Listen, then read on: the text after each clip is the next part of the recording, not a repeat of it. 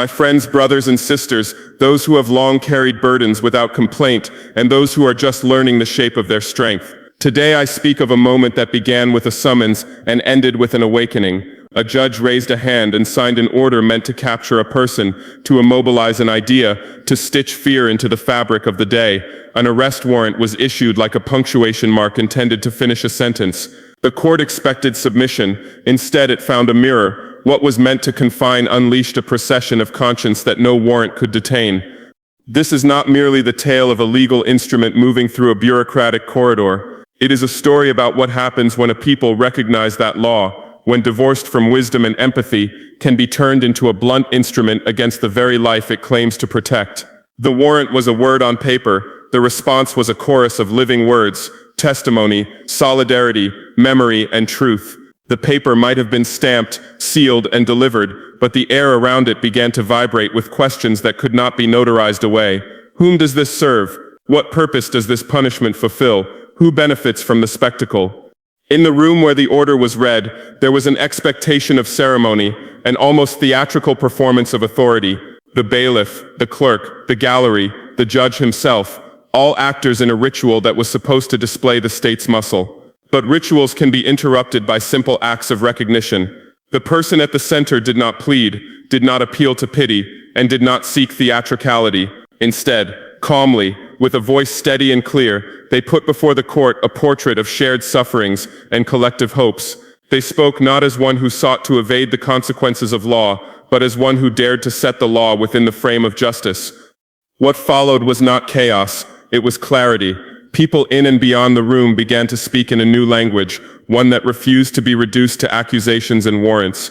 They spoke of histories that the warrant had tried to ignore, histories of extraction and neglect, of agreements signed in shadows, of promises deferred and futures mortgaged. They spoke of children walking miles for water, of clinics that closed for lack of supplies, of teachers whose salaries were delayed while contracts were celebrated in faraway offices. The narrative the warrant attempted to fix in place was unraveled by testimony, by memory, and by the plain arithmetic of lived experience. And so the warrant meant to tighten the ropes instead loosened the knot of complacency. Witnesses who had once accepted the contours of normal found language to describe the abnormality of their situation. Clerks who had processed papers without weighing the consequences began to ask the deeper questions papers cannot answer. Why are we doing this? Who will bear the cost of our decisions? Journalists who expected a scandal instead found themselves recording a lesson. The judge, who perhaps believed that the order would end a story, found that it had only opened one. We must make no mistake, legal orders, warrants, and indictments are real instruments with real power. They can be used for necessary accountability, they can correct wrongs and deter harm, but their legitimacy depends on a deeper legitimacy, the consent of those governed, and the moral clarity of those who govern. When a warrant is issued without careful regard to context, it risks being transformed from an instrument of justice into a symbol of coercion. When that happens, law no longer looks like a guardian, but like a gatekeeper who has misplaced the key. What the moment taught us is the difference between authority and accountability. Authority wears robes and wields gavels. Accountability is a practice that binds power to the welfare of the people. Authority can command silence. Accountability invites testimony. Authority can issue warrants. Accountability listens to the wounds that made the warrant seem necessary.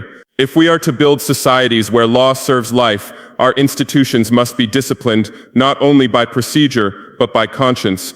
The response to the warrant also revealed the courage ordinary people bring when they reclaim the narrative. Neighbors who had never met became allies in solidarity.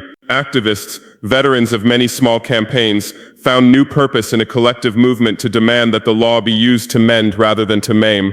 The chorus was diverse: students, teachers, market vendors, faith leaders, people who had been overlooked by policy, but whose lives are the test of its worth. They did not call for anarchy, they called for justice. They asked for a process that earns its moral ground by demonstrating care for the least among us. In the days that followed, a remarkable thing occurred. The warrant, which once seemed to occupy the center of the story, became secondary to the civic conversation it provoked. People began to talk about reform with a seriousness that was practical rather than performative.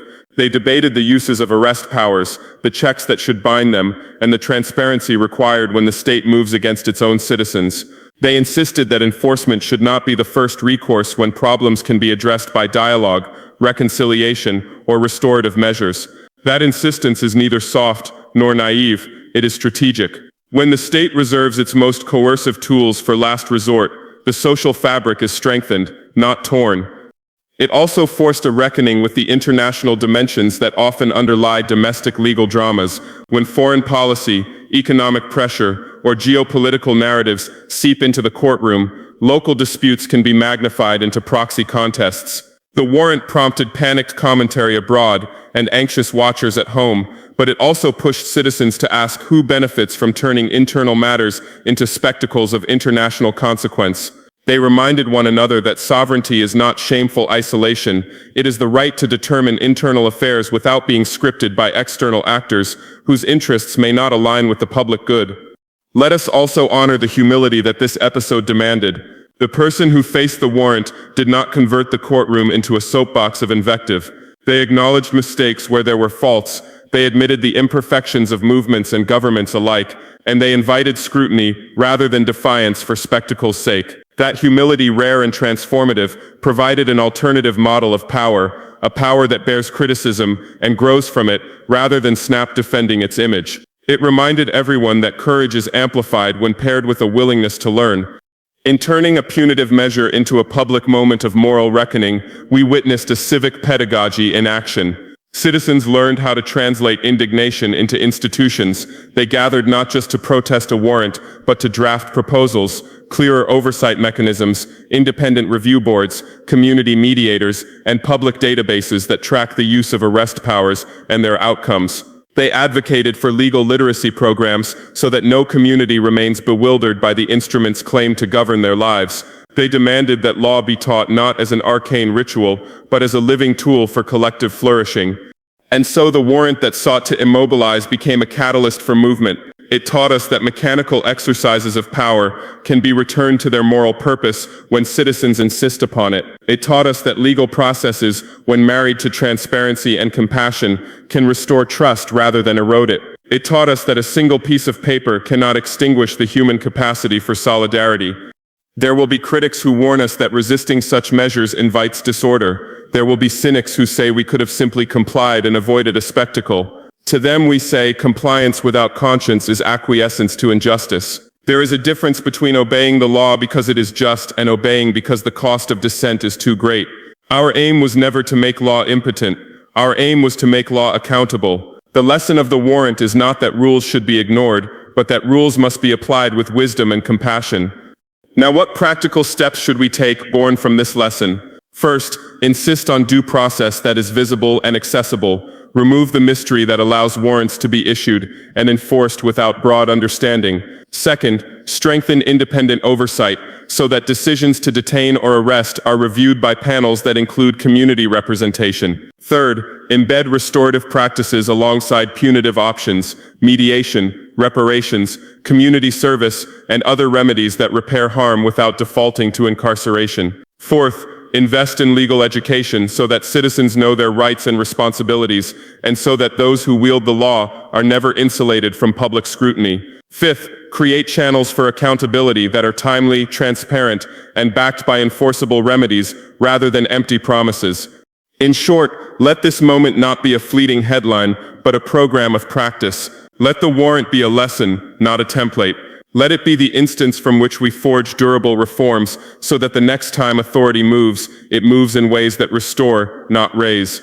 Let us craft institutions that measure success by the health of communities, their schools, clinics, waterways, and markets, rather than by the number of warrants issued or the spectacle of public humiliation. We must also recognize the spiritual dimension of what unfolded. There is a deep human yearning for dignity that law cannot extinguish. When the warrant was read, many felt a personal affront, many felt shame imposed upon a people. The collective reply was a reclamation of dignity.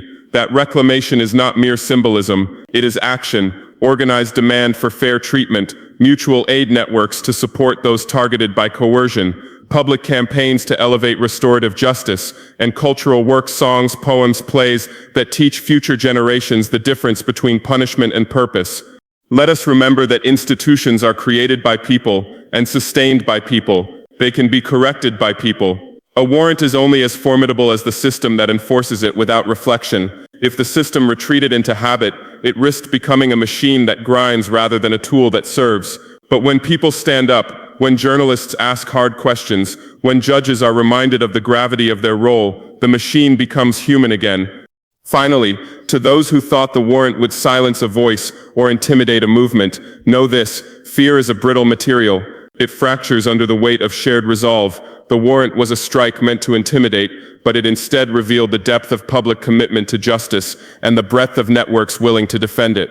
The greatest lesson of that day is simple and enduring. Coercion can force compliance, but it cannot command conviction. Only moral authority earned through service, accountability, and transparent action can secure lasting legitimacy. So let us move forward with a clear program and steady hearts. Let us convert this episode into reforms that make law a servant of life, rather than a spectacle of power. Let us build civic institutions that listen more than they shout, that repair more than they punish, and that teach more than they terrify. Let us teach our children the difference between rules and righteousness, and let us model for them a society where disagreements are settled not by fear but by reason, compassion, and mutual respect.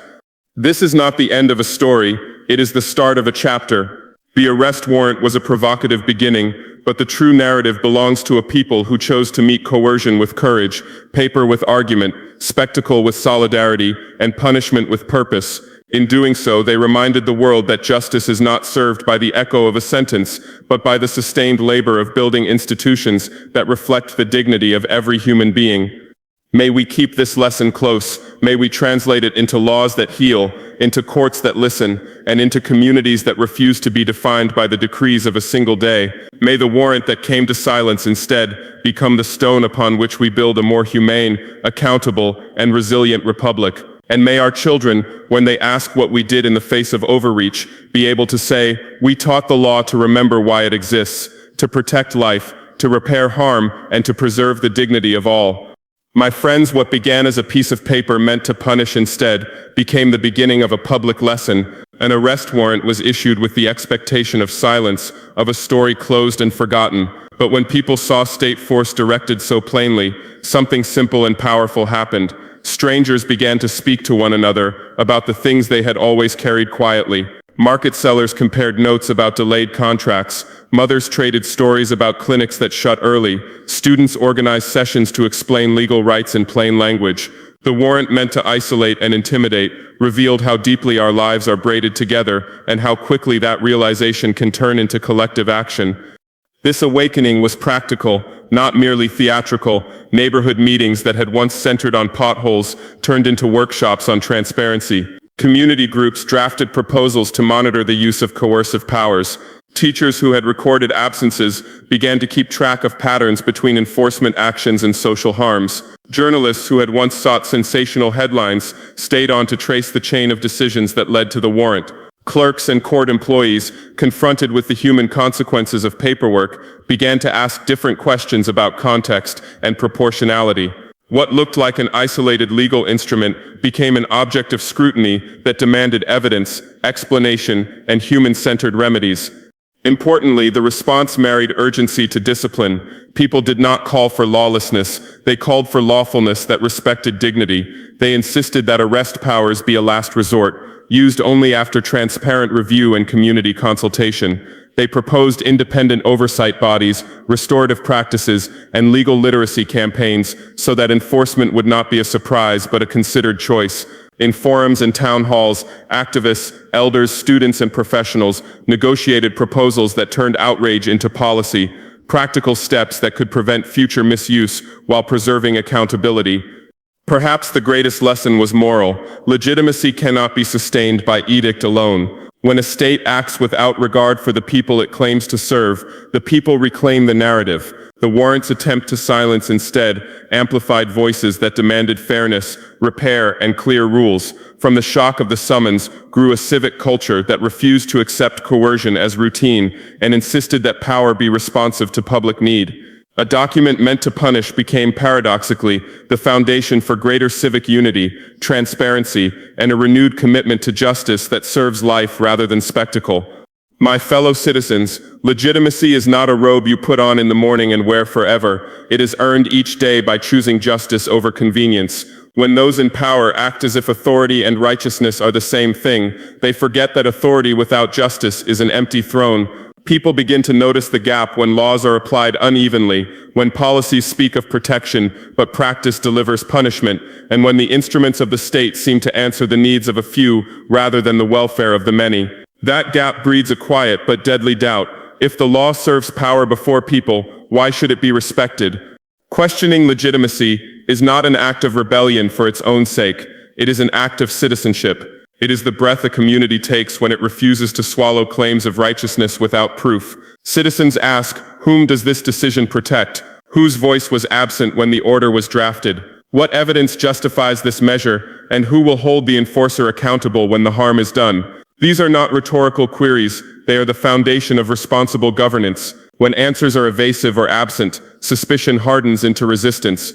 We have seen how divorced authority can lose its moral standing, when enforcement is swift but explanation is slow, when punishments are public spectacles and remedies are private, the people begin to tell a different story, one where legitimacy is a commodity traded for short-term control. That story corrodes trust, and trust is the currency of institutions. Once spent, it is hard to recover. Courts, police, and public offices cease to be seen as neutral arbiters and become instruments of faction. People stop coming forward as witnesses.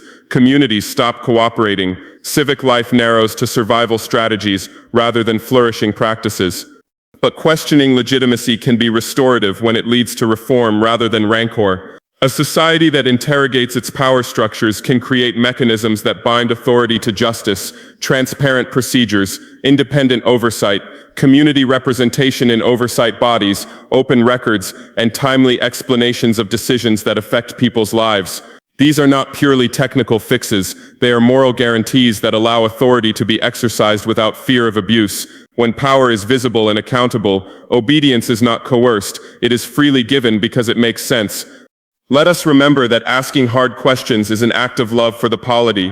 It signals that we care enough to demand better. It is how democracies remain alive and how republics grow wise. So let us keep asking, keep insisting, and keep building institutions that earn their right to command by first proving their devotion to justice. In doing so, we ensure that authority rests not on fear, but on the steady rock of legitimacy that comes from serving the common good.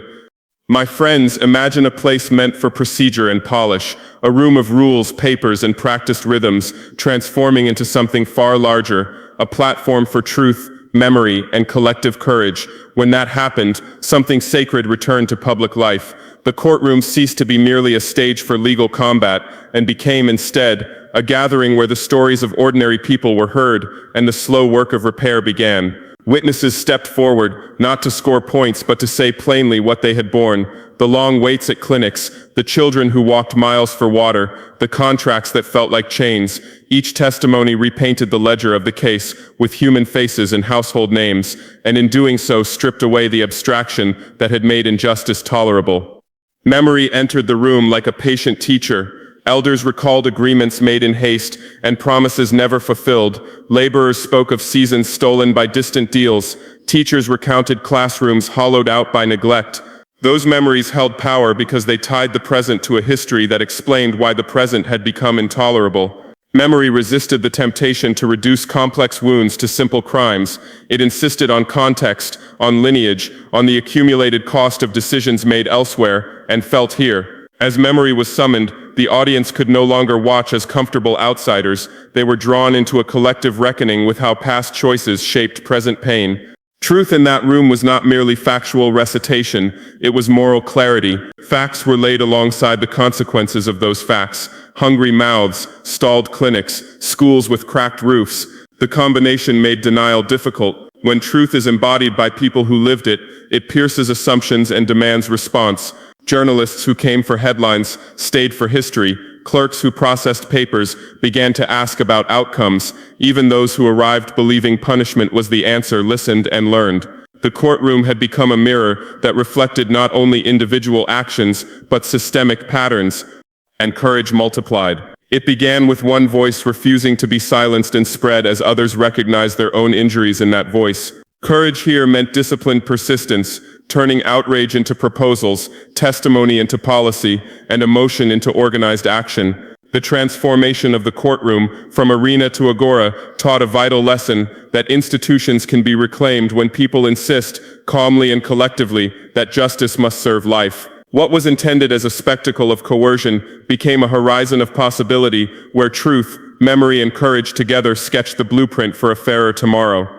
My friends, out of a single confrontation arose a chorus demanding change, not revolution for its own sake, but careful, structural reform that will prevent future abuses and restore faith in our institutions.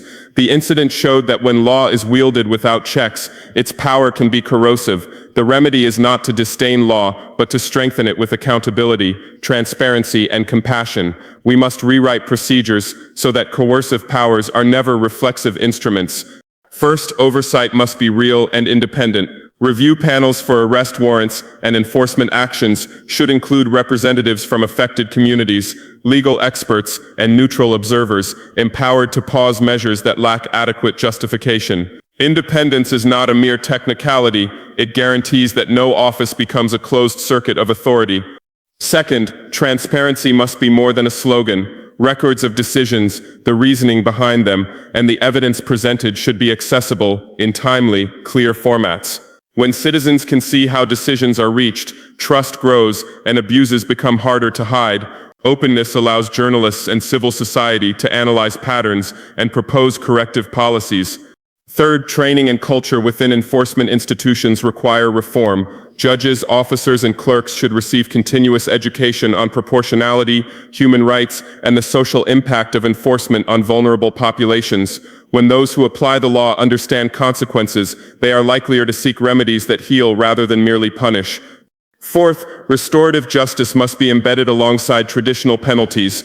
Mediation, reparations, community service, and collective problem-solving allow victims, communities, and the accused to name harms, negotiate remedies, and rebuild relations.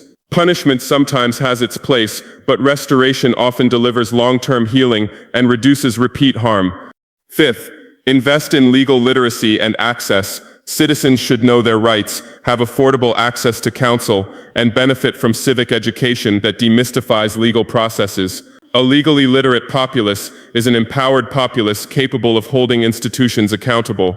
Finally, reforms demand political will and civic vigilance. Civil society, media, professional associations, and everyday citizens must collaborate to ensure reforms are implemented with measurable benchmarks and transparent timelines. Let us convert indignation into durable institutions that protect the vulnerable, check the powerful, and bind authority to the common good. May this moment inspire not fleeting outrage, but lasting architecture, laws and practices that transform punishment into purpose and power into a servant of justice for all. My friends, fear is a blunt instrument, easy to wield, quick to bruise, but poor at building anything that lasts. When power leans on threats and spectacle, it hopes to silence dissent by making the cost of speaking too high.